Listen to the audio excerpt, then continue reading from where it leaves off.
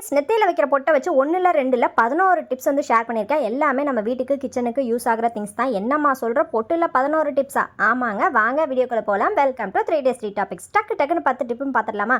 Tip number 1, 1000 solution சொன்னாலும் இந்த Cello டேப்போட end எங்கே இருக்குது அப்படின்றத கண்டுபிடிக்கிறதுக்கு ஒரு தனி புக்கு தான் எழுதியாகணும். அந்த அளவுக்கு கொஞ்சம் கஷ்டமான விஷயம் தான். அதுக்கு சிம்பிளான டிப் என்னன்னு பார்த்தீங்க அப்படின்னா, அந்த ஸ்டிக்கர் இருக்குது பார்த்தீங்களா, அந்த ஸ்டிக்கரை அந்த எண்டில் வந்து ஒட்டி விட்டுட்டிங்க அப்படின்னா இனிமேல் அந்த கஷ்டம் வந்து இருக்காது. ஏன்னா பார்த்தோன்னே நமக்கு அப்படியே டேஞ்சர் லைட் எரியிற மாதிரி நமக்கு இருக்கும். ஸோ டக்குன்னு நம்ம எடுத்து யூஸ் பண்ணுறதுக்கு ரொம்பவே கம்ஃபர்டபுளாக இருக்கும். நம்ம என்ன தான் ஹேர் பின்னு ஊக்கு போட்டு வச்சாலும் இந்த டிப் வந்து ரொம்பவே கம்ஃபர்டபுளாக இருக்கும். ஏன்னா ரொம்ப ஹேண்டில் பண்ணுறதுக்கு ரொம்பவே சிம்பிள். ஒரு இடத்துல ஒட்டி வச்சுட்டு திருப்பி யூஸ் பண்ணிவிட்டு மறுபடியும் அதே இடத்துல வந்து ஒட்டி வச்சுக்கலாம். இது வந்து ஒரு 100 டைம் வரைக்கும் நீங்கள் ஒரே ஸ்டிக்கரே யூஸ் பண்ணிக்கலாம். அந்த கம்மு தீர்ற வரைக்கும் நீங்கள் வந்துட்டு எடுத்து யூஸ் பண்ணி ஒட்டிக்கலாம். இனிமே இந்த எண்டு தேடுற கஷ்டம் இருக்காது அப்படின்னு நினைக்கிறேன்.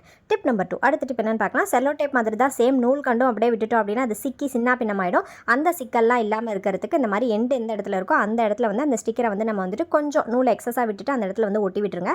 ஒட்டிட்டீங்க அப்படின்னா ரொம்ப பர்ஃபெக்டாக இருக்கும். நம்ம டக்குன்னு எடுத்து யூஸ் பண்ணுறதுக்கு வசதியாக இருக்கும். அது மட்டும் இல்லாமல் அந்த வந்து ஸ்டிக்கர் வந்து பார்த்திங்க அப்படின்னா அந்த க்ளூ தீர்ற வரைக்கும் நம்ம அதே ஸ்டிக்கரை திருப்பி யூஸ் பண்ணிக்கலாம். என்னத்தை சொல்ல, வயசாயிடுச்சு, கண்ணு தெரிய மாட்டுது அப்படின்னு நிறைய பேர் நம்ம வந்து புலம்பிட்டு இருப்போம். ஸ்டிக்கர் போட்டு இருந்துச்சுன்னா கண்ணு தெரியலனாலும் பிரச்சனை இல்லை அப்படின்னு சொன்னால் நம்புவீங்களா? இந்த டிப்பை வந்து பாருங்கள், ஒரு சூப்பரான டூல் தான் வந்துட்டு மேக் பண்ண போகிறோம். இது வந்து புது ப்ரஷ் நான் யூஸ் பண்ணல. இந்த மாதிரி ஒரு சிங்க் கழுவுற ப்ரஷ்ல இந்த மாதிரி ஒரே ஒரு நரம்பு மட்டும் எடுத்துக்கோங்க. சப்போஸ் இந்த மாதிரி உங்ககிட்ட ப்ரஷ் இல்லை அப்படின்னா, பெயிண்ட் அடிக்கிற ப்ரஷ் பழசு இருந்துச்சு அப்படின்னா அதை எடுத்துக்கலாம். அப்படி இல்லைனா விளக்கமாறு இருக்குது பார்த்தீங்களா, அந்த விளக்கமாரிலேருந்து ஒரு பீஸை கூட நீங்கள் வந்துட்டு எடுத்துக்கலாம். எடுத்துகிட்டு இந்த மாதிரி 2ஆக மடிச்சுக்கோங்க. மடிச்சுட்டு ஸ்டிக்கர் இருக்குது பார்த்தீங்களா, அதை வந்து இந்த மாதிரி ஒட்டி இந்த மாதிரி ஒரு கன் மாதிரி வச்சுக்கோங்க. இப்போ நம்மளோட டூல் வந்து ரெடி ஆகிடுச்சு. இது எதுக்காகன்னு பார்த்தீங்க அப்படின்னா, ஊசி நூல் கோக்கிறதுக்கான ஒரு டூல் தான் நம்ம வந்துட்டு மேக் பண்ணியிருக்கோம். பெர்மனெண்ட்டாக அந்த டூல் வந்து வச்சுக்கலாம். ஃபஸ்ட்டு நம்ம செஞ்ச டூல் அந்த ஊசிக்குள்ளே விட்டுட்டு அதுக்கப்புறம் வந்து அந்த டூலில் நம்ம நூலை விட்டுட்டு அதுக்கப்புறம் ஊசியை பிடிச்சி இழுத்தீங்க அப்படின்னா நமக்கு சூப்பராக வந்துட்டு ஊசியில் 2 செகண்டில் நூலை வந்து கோத்து முடிச்சிடலாம். அதில் கோக்கிறதுக்கு எனக்கு கண்ணு தெரிய மாட்டேது. அந்த அளவுக்கு வயசாகிட்டு போகுது. இருந்தாலும் நமக்கு வயசாகிடுச்சு, நம்ம வந்துட்டு என்றைக்கும் சொல்லக்கூடாது, பிரிஸ்காக இருக்கணும். டிப் நம்பர் 4, அடுத்த டிப் என்ன அப்படின்னு பார்க்கலாம். இது வந்து பார்த்திங்க அப்படின்னா இந்த ஓட்டை எதனால் வருது அப்படின்றத கண்டுபிடிச்சிட்டு முன்னாடி ஒரு வீடியோவில் வந்துட்டு ஷேர் பண்ணியிருந்தேன். இது வந்து கிளிப்பு வந்து நம்ம காய போடுறப்ப கிளிப்பு குத்தி அந்த இது வந்து துணி எல்லாமே டேமேஜ் ஆகிடுது. ஸோ இந்த ஹோலை வந்துட்டு எப்படி வீட்டிலே ஈஸியாக சரி பண்ணலாம் அப்படின்னு பார்த்தீங்க அப்படின்னா, ஹோல் எந்த இடத்துல இருக்கோ அந்த இடத்துல அப்படியே ரிவர்ஸாக அந்த ஷர்ட்டை வந்து திருப்பிக்கோங்க.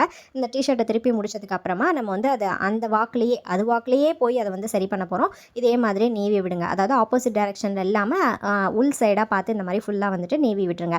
நீவி விட்டு முடிச்சதுக்கப்புறம் கொஞ்சம் எந்த அளவுக்கு ஓட்டை இருக்கோ அந்த அளவுக்கு இருக்கிற ஸ்டிக்கரை வந்து அது மேலே வந்துட்டு அப்படி சலக்குன்னு வந்துட்டு ஒட்டிடுங்க.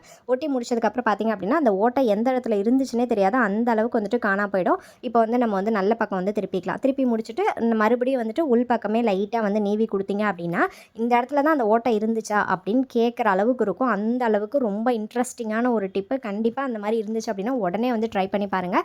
இதை நீங்கள் துவைச்சி யூஸ் பண்ணிக்கலாம். ஒரு 4 to 5 டைம்ஸ் வந்து நீங்கள் திருப்பி யூஸ் பண்ணிக்கலாம். இப்போ பார்த்தீங்க அப்படின்னா தெரியும், இந்த இடத்துல தான் ஹோல் இருந்துச்சு, ஆனால் எங்கே இருந்தது அப்படின்றது தெரியவே தெரியாது. அந்த அளவுக்கு ரொம்ப எஃபெக்டிவாக இருக்கும்.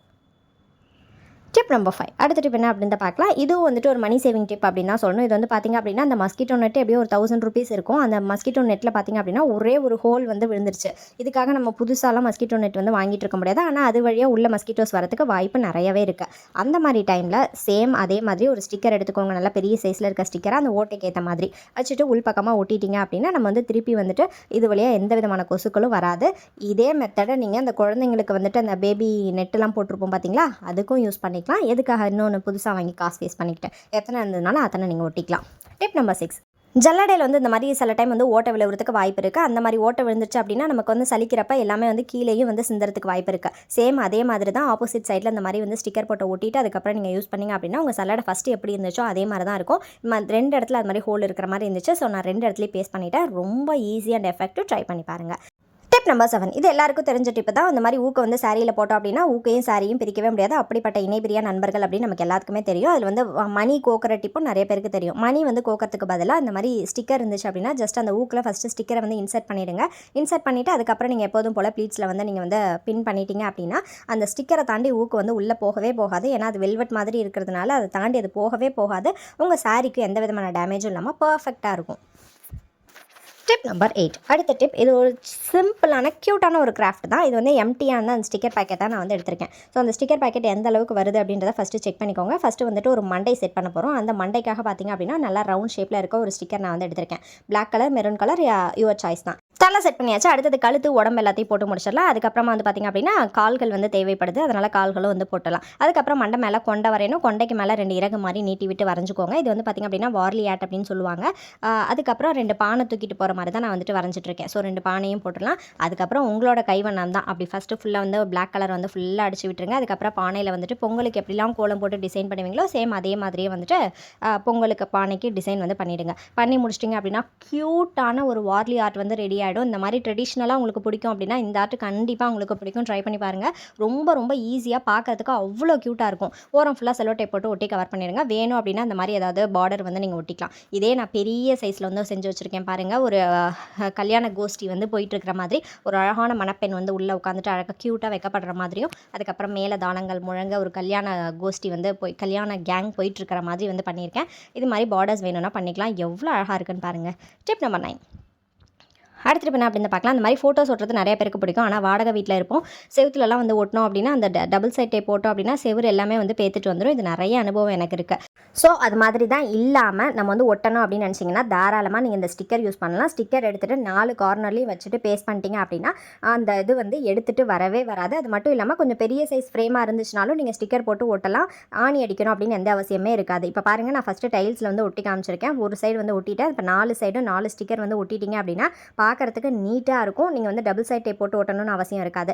டபுள் சைட் டேப் போட்டு ஒட்டிட்டு பார்த்தீங்க அப்படின்னா உங்களோட செவரு ஃபுல்லாக இந்த மாதிரி தான் இருக்கும். ஏன்னா என் வால் ஃபுல்லாகவே இதே மாதிரி தான் பேட்ச் ஒர்க்லாம் பண்ணி வச்சுருக்கேன். இந்த மாதிரி பெரிய சைஸ் வந்து ஒட்டணும் அப்படின்னாலும் நீங்கள் வந்துட்டு ஆணிலாம் அடிக்கணும்னு எந்த அவசியமே இருக்காது. 4 கார்னர்லேயும் இதே மாதிரி ஸ்டிக்கர் வந்து பேஸ்ட் பண்ணிட்டீங்க அப்படின்னா ரொம்ப சூப்பராக சிம்பிளாக உங்களோட வந்து ஒட்டி முடிச்சிடலாம். 2 ஸ்டிக்கர் ஒட்டினாவே ஒரு பெரிய ஃபோட்டோ ஃப்ரேமாக வந்துட்டு நிற்கிற அளவுக்கு நல்ல சூப்பராக இருக்கும். நான் முன்னாடி சொன்ன மாதிரி டபுள் சைட் டேப் மாதிரி இல்லாமல் ஸ்டிக்கர் வந்து ஒட்டின சுவடே இருக்காது. அந்த அளவுக்கு நமக்கு வந்துட்டு சூப்பராக இருக்கும். ஸோ நீங்கள் வாடகை வீட்டில் இருக்கீங்க, செவரு வந்து எந்த டேமேஜும் பண்ணக்கூடாது அப்படின்னா இந்த டிப்பை தாராளமாக நீங்கள் வந்து ட்ரை பண்ணலாம். இதே மாதிரியே நீங்கள் சாமி ரூம் ஃபுல்லாகவே நீங்கள் வந்துட்டு ஒட்டி யூஸ் பண்ணிக்கலாம். எந்த விதமான ஷெல்ஃப் அடிக்கணும்னு அவசியமும் இருக்காது.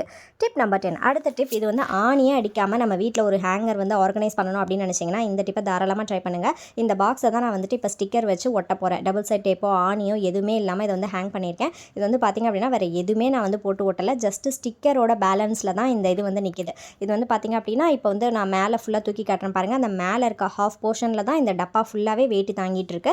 இப்போ அதில் என்னென்னலாம் போட்டால் வெயிட்டு தாங்குது அப்படின்றத நான் உங்களுக்கு வந்துட்டு லைவாக நான் வந்து உங்களுக்கு செக் பண்ணி காமிச்சிடுறேன். இந்த உட்டன் அந்த கேடயம்னு சொல்லுவாங்கள்ல, அது வந்து உட்டில் தான் செஞ்சுருக்காங்க. ஸோ அது எவ்வளோ வெயிட் இருக்குன்னு உங்களுக்கே தெரியும். அந்த இதுவே வந்து உங்களுக்கு வந்து ஹேங் பண்ணுற அளவுக்கு நல்ல ஒரு சூப்பரான வெயிட்டு தாங்கக்கூடியது இருக்குது. டபுள் சைட் டேப் போட்டு ஒட்டினா கீழே விழுந்துருது அப்படின்னு நிறைய பேர் வந்து சொல்லியிருக்கீங்க. ஸோ இந்த மாதிரி வந்து ட்ரை பண்ணி பாருங்கள். அதில் எந்த அளவுக்கு வெயிட் தாங்க முடியுமோ அந்த அளவுக்கு வந்துட்டு அதில் நம்ம வந்து பொருள் வந்து சேவ் பண்ணி வச்சுக்கலாம். நம்ம முன்னாடி சொன்ன மாதிரி அந்த கேடயம் வந்து வச்சுட்டு அதுக்கப்புறம் பார்த்திங்க அப்படின்னா இந்த மாதிரி நைஃபு கத்தி இது மாதிரி போட்டு வச்சுக்கலாம். சப்போஸ் வந்து நீங்கள் வந்து சார்ஜர் ஒயர்லாம் இருக்குது பார்த்தீங்களா, சார்ஜரு ஒயர் அந்த மாதிரி போட்டு வச்சுக்கலாம். அதுக்கப்புறம் கிச்சன் கவுண்டர் டாப்பில் ஒட்டிட்டிங்க அப்படின்னா அந்த வெங்காயம் தக்காளி அந்த காய்கறி வேஸ்ட்டெல்லாம் வேணும்னா இதில் ஒரு கவர் போட்டுட்டு நீங்கள் அப்படியே கவுண்டர் டாப்பில் ஒட்டிட்டிங்க அப்படின்னா இதில் அப்படியே நீங்கள் வந்து கலெக்ட் பண்ணிவிட்டு நீங்கள் வந்து தூக்கி போட்டுடலாம்.